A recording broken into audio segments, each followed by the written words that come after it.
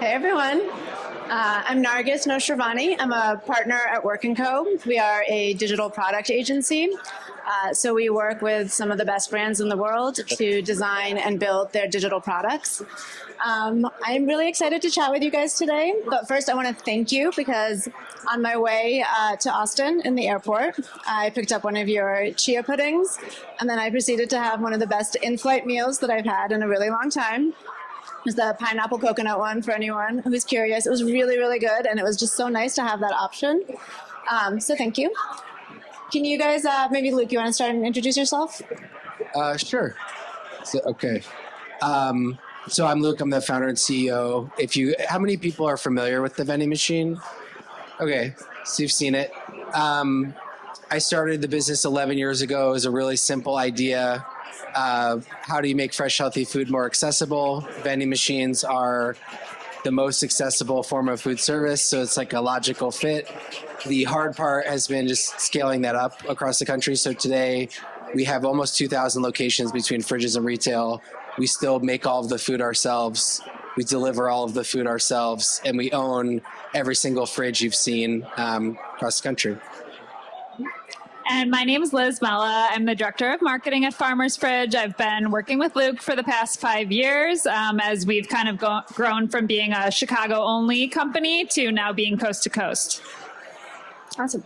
So Luke, fresh food in a vending machine seems like a contradiction. Talk a little bit about how you came up with the idea, what your vision is, and how it's evolved over the past few years.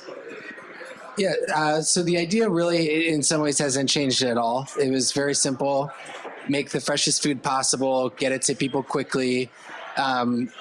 We were doing the same thing in a shared kitchen 10 years ago that we're doing in 100,000 square feet today. Just get whole ingredients in, chop them up, get them to consumers as quickly as possible.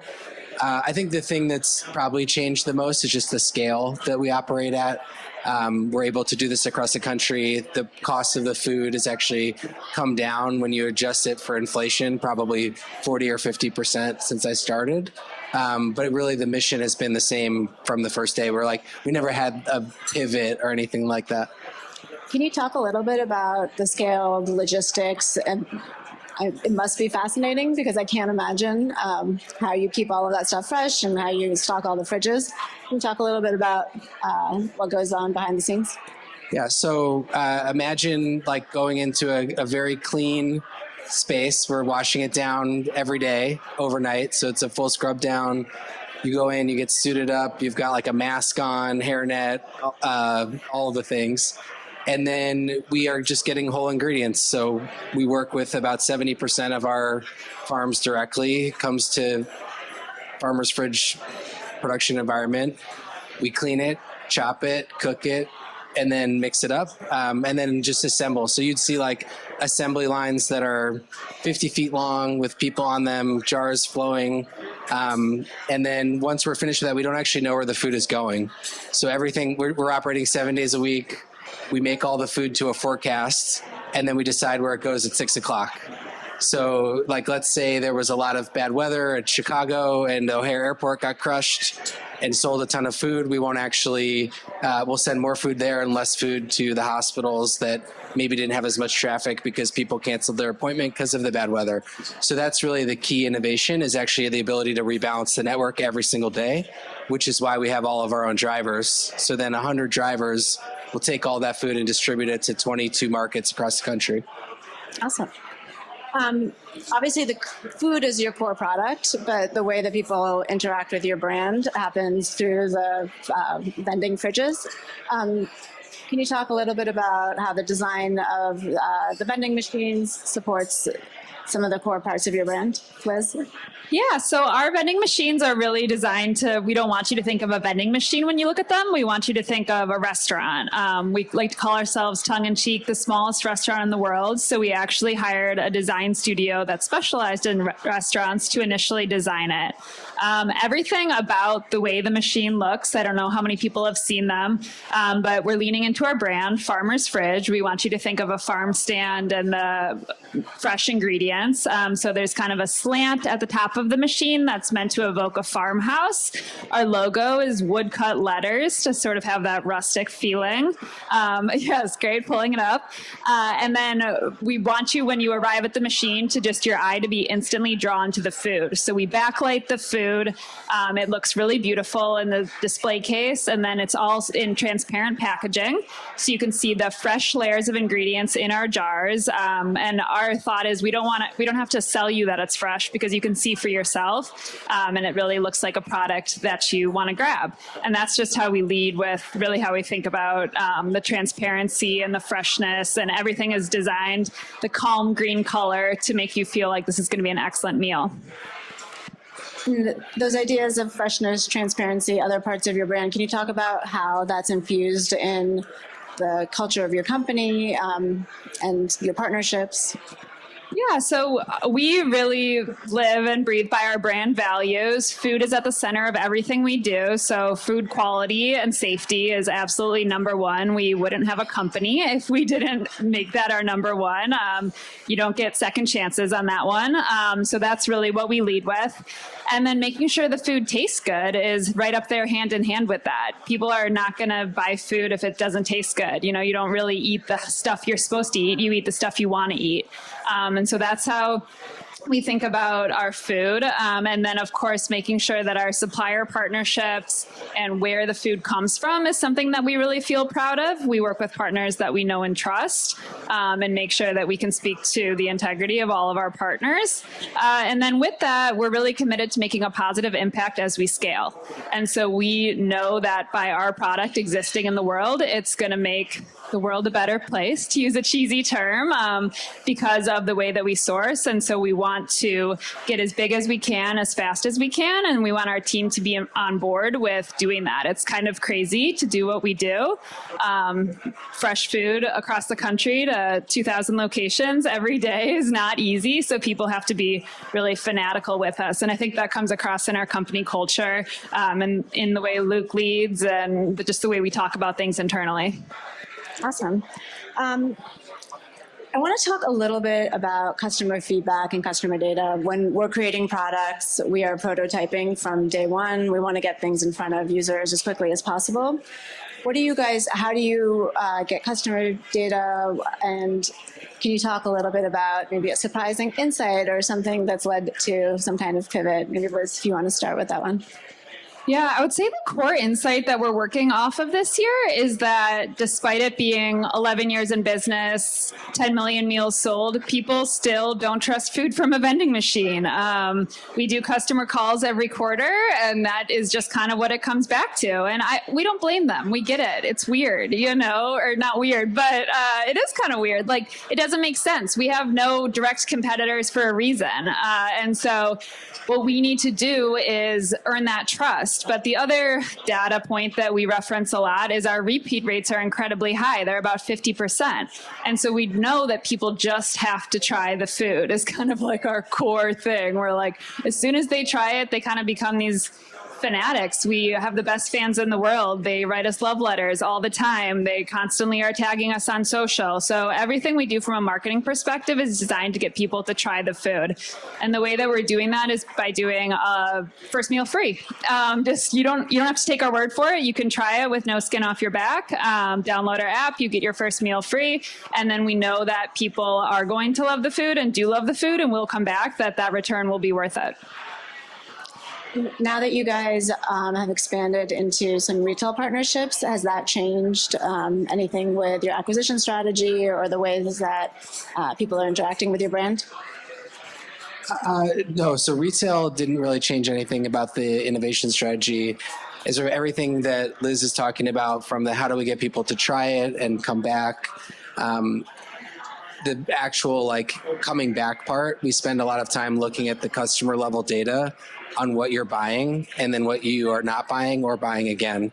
So early on, we actually could just tell, we only knew how many dollars we were selling per product. And it was very misleading. You'd have a product that was selling really well, but you didn't know if it was because people liked the idea of the product or if they actually liked it and were buying it again. as soon as we had that customer level data, it changed the entire way that we innovated.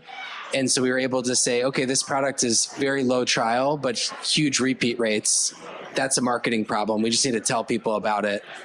Versus a product that had really high trial rates but terrible repeat rates, that's a product problem. You have to innovate on the product. So we went through all of those cycles. That was probably 7 years ago that we were able to start getting that customer level data. And it really enabled us to be successful in retail because our audience is very unusual for a startup. So typically you want to carve out a niche and go after that niche and everyone really knows you for that one specific thing. We have a vending machine in the lobby of a hospital, in a 7-Eleven, in a Class A office building, in an airport, all these different places. We need the airport baggage handler to want to buy something just as much as the traveler on an expense account. So trying to hone that over the years, we started with, like, our first menu was totally functional, vegan items. It graduated to where we were much more focused on like mass market appeal. But because of that and the audience that we had, when you go into retail, our customer looks a lot like a Target customer, right? 50% of the US is going to go into a Target this year. And we just need a very small percentage of those people to buy something. So that innovation process actually supported our success in retail versus like a traditional D2C company is changing their products every week. They're trying to keep a very small group of people highly engaged. We're trying to keep a lot of people like a little bit engaged. So what I look at is the repeat rates at Chipotle. So you can get traffic data on Chipotle. The average Chipotle has like 2 to 3 visits per person per year, and ours is like 6. So that's really what we're solving for. And how do you develop your menu items? Is it based on customer preference? Is it based on seasonality? So we'll start with things that are obvious, like everybody knows what a Caesar salad is. If you're trying to be mass appeal, you should have a Caesar salad. The question then is like, what's that optimal price point? And how do we create value for a consumer with a salad that has so many different identities? You can buy it for like $3 at the existing grocery store grab and go, or you can buy it for like $25 at a high-end restaurant. So we spend a lot of time figuring out like where in that value range is our wedge. A really good example of this is the chips and guacamole that we sell. It's $4.99 is kind of the average price across the country. We looked at the CPG version of this product. You guys may be familiar. It is kind of not a great product. I won't give the name of it, but it's like a green slime it lasts like a year. And then the alternative, like the next most convenient, affordable chips and guac is actually Chipotle.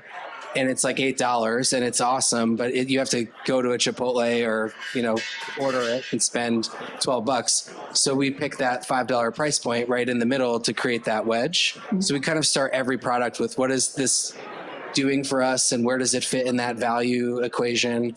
And then we come up with like 100 versions of it, test them on consumers. From there on, it looks like a very traditional CPG insights process that takes 12 to 26 weeks where we're running panels, doing blind tasting, and then once it's in the fridge, we're continuously iterating on that. Shifting gears just a little bit, we wouldn't be at South by if we didn't talk about AI. Can you talk a little bit about how AI has changed your business and what some of the opportunities are that you see? Yes. AI is like, we were like, don't talk to us about AI. We need so many things before we can credibly say you're going to use AI in this business. But it is getting closer. So the thing that we use quite a bit of machine learning on is the demand planning algorithm I was talking about. So how do you maximize profit in the network every single day? I have those 50,000 items. I need to figure out where to send them. I take all of my historical data and I run a profit function to see this is where I should send it all. That process is something great, like 10 million different permutations. It takes we have to set up multiple instances to run it because it has to run in 15 minutes. If it were just running in a traditional linear sense, it would take like 3 days. And so that's where we've incorporated it the most today. But where it'll start to evolve is mostly on like pricing and consumer and demand planning all linking together. So like the price of this ingredient is going up. You might want to lean into that product or lean away from it or incentivize people to buy it, all the way down to we can see if people are touching the fridge. So we know every time you touch the fridge, we don't know it's you, but we can see that session and whether we convert people. So maybe changing the prices, people are navigating the screen and things like that. On the marketing side, I think, we use it in a lot of the stereotypical ways. People use AI, of course, to write copy, but we'll do things like we just relaunched our website and we'll ask our ChatGPT to write a typical customer persona for our very unique customer. Like, talk to me about a cafeteria facilities managers at a hospital. What do they care about? What information are they looking for? And then we'll have them react to the copy that we write on the website. So does this web copy fulfill that person's needs? And we'll run that with a few different personas to make sure that the information that they need is there. And so it'll be stuff like copy checking. Sometimes it's kind of challenging to get into the mindset of our very needle in the haystack B2B customers. And so that's how we're kind of playing around with it there. And then, of course, photo generative AI has been huge. We're always trying to showcase the interesting places that fridges can be, and we don't always have fridges there. So kind of getting those different backdrops to show how easily a fridge could fit into different locations has really been helpful for our creative team. Just to get a little tactical, what are some of the marketing strategies that you're excited about and committed to this year? Yeah, so we're really a B2B2C business, which has been kind of an interesting mental pivot for us to think about. And so as we are looking at how to talk to these very niche locations, such as the office workers on the third floor of a building that have access to a fridge, or nurses in this one unit, a lot of the more stereotypical advertising strategies, even geo-targeting can be a little bit too broad for us. Certainly anything like a mass media campaign can be quite broad as well. So we've really leaned on leveraging our clients as our best advocates and making sure they feel really empowered to market the fridge for us in their workplace, creating relationships with them through regular communication, making sure they have all the assets and collateral about everything we're up to, so that however their office communicates, whether it's an internal newsletter, Slack, etc., social media, they can come to us and kind of market for us. And so just making that super easy, as well as running programs for them. We'll run a discount during Nurses Week for our hospital locations and lean on the office managers at the hospital or the facilities managers at the hospitals to spread the word for us there. So that's kind of been how we've been doing a lot of the marketing recently. What are you most excited about and what are you most nervous about this coming year? I'm most excited about the first meal free. So we just set that up. It was something that we knew would work in the sense that like our product's great, has high repeat rates. The easiest way to market it is to let people try it for free. Technically making that happen without giving away tons of free meals to creative people that figure out how to get around the system took a while, but that's what I'm most excited about. And probably also what I'm most nervous about is like, what's the impact of that going to be? And are we acquiring the right types of people? And does the funnel stay as healthy as it's been without that? But yeah, that's for sure the thing that's probably the most exciting this year. How about you, Liz? I think it's just been really cool to see sort of the snowball picking up speed, as more and more people become more familiar with it. Just having conversations with folks this weekend, it's very quickly becoming, yeah, I've seen one. Oh, yeah, I've tried it. And so just kind of the opportunities that come along with that. There's just bigger partnership availabilities. It's the learning hurdle for the consumers getting smaller and smaller. And so that's been really exciting. Gosh, what am I nervous about? I think just all the growing pains that come with that, navigating internally. When I started, it was a very much smaller team and just kind of everybody like sitting around in a meeting room together. And then in a great way, it's grown a ton. And so just keeping the team tight and keeping communication open to continue to achieve the great results. think you guys have a loyalty program in your app, right? Yeah, we do. Do you have any plans to evolve that or add any features to the app? Yes. I mean, Liz could probably speak to it even more, but yeah, we're always fine tuning that and how it works and looking at the life cycle of a customer and trying to incentivize behavior in clusters. I think that's where AI and data science is actually really powerful to understand, like, this person is a once a year customer at the hospital, so don't incentivize them to come back. They're there for a physical versus somebody who's there every day. Like, this behavior looks a lot more like a nurse or a doctor or staff. So Yeah, I think we're just starting to get the MarTech stack to be able to do really personalized offers for folks as they come through our funnel. So just excited to see where we can continue to grow our program, especially as more and more people getting into it. Not to keep harping on the first meal free, but that's kind of our big new introductory offer that we're adding and considering as the biggest part of the loyalty program, and it's to incentivize app download, and then we're hoping that more folks will take advantage of it with this new offer. Before we go to questions, what's your favorite meal that you guys? my favorite Farmer's Fridge meal right now is probably the truffle couscous. I think it's almost out of the fridge, but it's just like way better than it should objectively be from a vending machine. So every time I'm like, the team really nailed this one. It's actually a low trial, high repeat item. So also, good to talk about.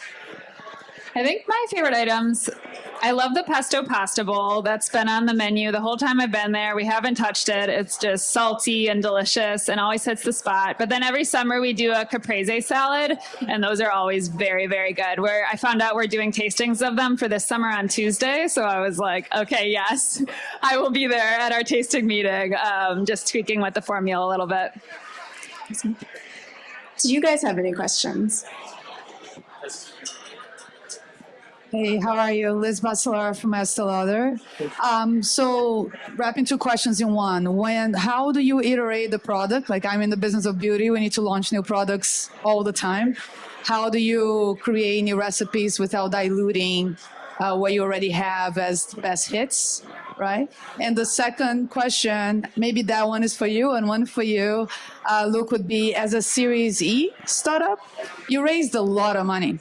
So on one side, as a founder, you can take yourself and feel the success of what you'll be able to grow, but then you're also facing the push and the stress of people making you grow much, much, much more. Because doing good is a driver for you, how do you establish a limit of how much you grow to the detriment of your mission? Do you want to go first or second? I'm like, mine was a little bit easier, so I'll go first. On the product iteration front, I think the beauty of the model is how flexible it is. So with a fridge, we can put it somewhere. If it doesn't sell, we move it. That's what makes it different than a QSR. And similarly, with the product, it's a much shorter life cycle than a typical CPG development cycle. We're talking weeks, well, maybe months now, but we still say 12 to 14 weeks for product development. And so we can just really quickly develop a product, get those learnings, and tweak it. And so I think we're just constantly, once a product hits the fridges, looking at where it lands in the quadrants of trial and repeat, and we can remove it. We also have the capability to test in what I think is a really unique way, because we can launch a product in 5 fridges and see how it sells. And so we can just get these insights. And that goes not only with our product, our food product, but also our tech product, so we can try a new feature on our UI screen and see at just 2 fridges, just changing this CTA or just changing this little thing on the fridge have any impact on how consumers' conversion rate or whatnot. So we're just really flexible, and I think have a very supportive culture for testing in a very neat way. It's sort of, and because we can always do that, the answer to almost any idea, from across the company is, okay, let's set up a test. Let's check it out. Yeah, and just to really emphasize it, like, we can, because we get that real-time customer feedback, both like their repeat rates, we know, right, like within a week, is that product trending well or not trending well? But because we also know who those customers are and we have their contact information, a lot of them are sending us feedback, but we're also reaching out and trying to understand, what did you like, what did you not like? So that's our huge advantage compared to traditional consumer product where you have to kind of go through the research cycle and find those people and use syndicated data. Like we own all of that from end to end. Yeah, exactly. Okay, so we've raised a lot of money, and how do we maintain the core of what we do? Is that the core question? So we needed to raise a lot of money. The business model at the fridge level is great. It's profitable. But then to deploy 1,500 of these things, you need a lot of cash, like just to buy the machines and put them in the ground and then buy a van to go to the machines. So we were in a position where that became very clear after the first year or so, that this was either going to be kind of like a wind it down situation or raise a bunch of money to try to get through that hump where you have enough scale to support all that infrastructure. And I think from the beginning, I was very clear, like this is the product that we're going to sell. This is the problem that we solve. And being a healthy food company isn't just something that's nice to do. It's actually commercially like the best strategic path. So when we go to a hospital and we say, we can solve this problem for you, like you're not to just the hospital, but the food service partners that actually operate the hospital and make all of their money off of French fries and soda and pizza, they don't really love the salad bar. They're like, this is a thing I have to do because the client made me do it, and it's not profitable and it's a pain to manage. So this guy wants to show up with a vending machine and do that for me. Great. And it'll be open 24 hours a day, and I can shut down the cafeteria in the middle of the night, even better. And so that sales pitch to the partner was really critical to us achieving the scale that we've achieved. So nobody ever was like, I think you should sell like junk food. It was very clear, like we carved out this space. Our number one partner is actually the largest vending operator in the country.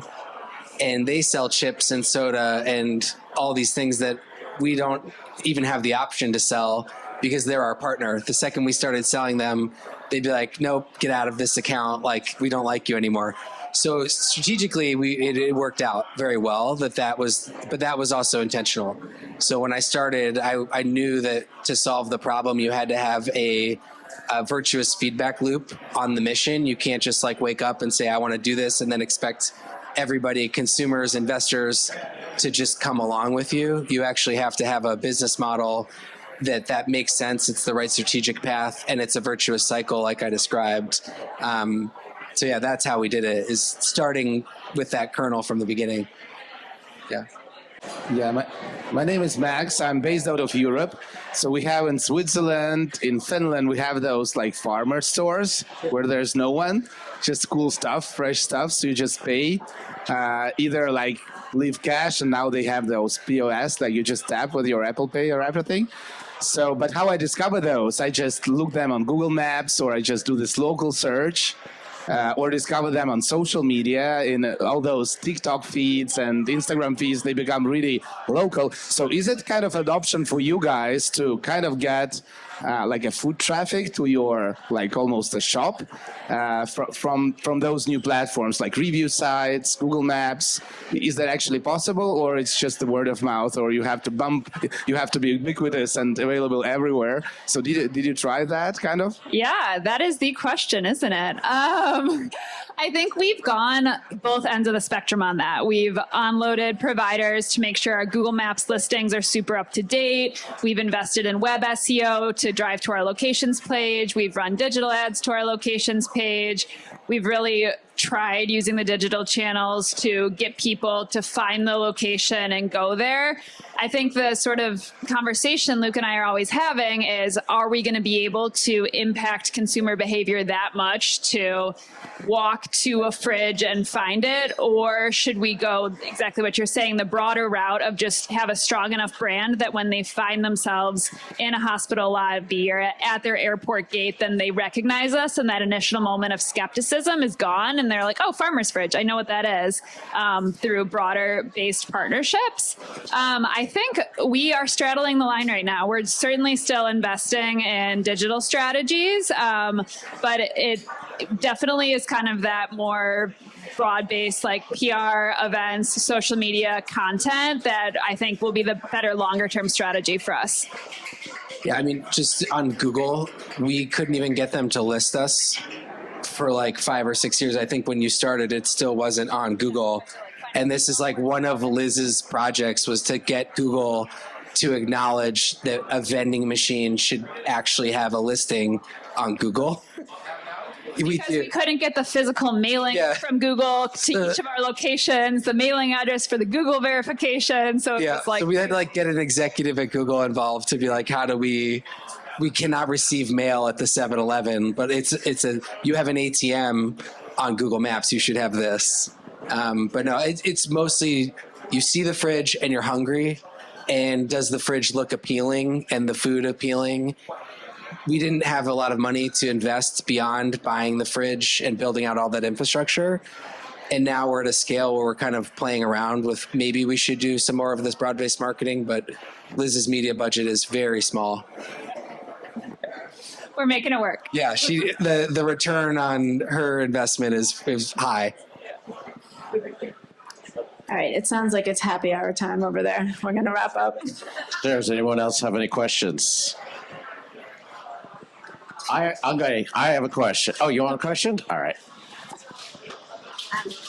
So you talked about the learning curve, right, for a vending machine. Like you called it weird, but I think like for people like me, like who are old, you're used to seeing a stale sort of off-brand chips kind of package in a vending machine, and that's why you might not gravitate towards it. But then when you have these options, like I'm curious what you know about your customer, and if younger demos, you're on campuses, and younger demos who might be willing to pay a price point feel that they deserve healthier food. Like, where is your brand going in terms of the customers that you think will gravitate towards feeling like they deserve a healthy meal? Like, is that what the sort of promise is folks like that? So I think we can both take this one, but I'll just say, like, our customers are surprisingly not young. So we have a pretty even age distribution. We have a pretty even income distribution. And it's part of that idea that we're trying to capture as much revenue as we can from any site that we're in. And that's usually a lot of different types of people. But I was actually really surprised when we did our first research that like we had just as many 65-year-old people as 25-year-old people. We actually under-indexed on people that were like 20 to 25 because they have so much time. Like they don't have all of the kids, like they're not in as many meetings. They don't have a family yet. Like it's all of a sudden they're like somebody's 40 years old and their doctor's telling them to eat better and they have zero time. They're actually going to be a better customer. So it's very counterintuitive versus like it being techie. That's not the thing. Yeah, I would say our customer, we found out that our customer comes to us for convenience over anything else. We were all like, it's going to be this health buff. And it is, but it's more just the time-starved individual at any income level, age. And so with that in mind, we haven't had this core demographic that we're like, yes, we can go get them. And so we really think about going after occasions is sort of how we've started to talk about it more, going after that person who needs a quick lunch. And that is just wherever, like if we are where they happen to be, then that's our customer. And of course, it's hard to think like that because it kind of becomes everybody, which doesn't really help when you're putting together a strategy. But by focusing on occasion and location, that's helped us to narrow it down. All right. Thank you. Yeah. Happy hour time. Thanks, everyone. Thanks, everybody.